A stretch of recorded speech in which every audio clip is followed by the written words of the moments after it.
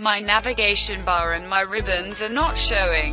How can I make them come back? To turn on your ribbons, go to Status Bar, then click on Workspace Switching. Select 3D Basics. Then switch back to Drafting and Annotation.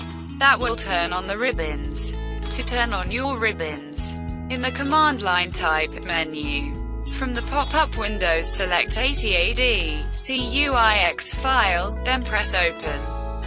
That will turn on the ribbons. To turn on your ribbons, in the Command Line type Ribbon, that will turn on the ribbons. From View Ribbon, click on Navigation Bar icon and that will turn it on for you. Click the small arrows on the ribbon tabs to show full ribbon. Thank you for watching Fawziacademy. Please like, subscribe, share this video, and visit our website, Fawziacademy.com.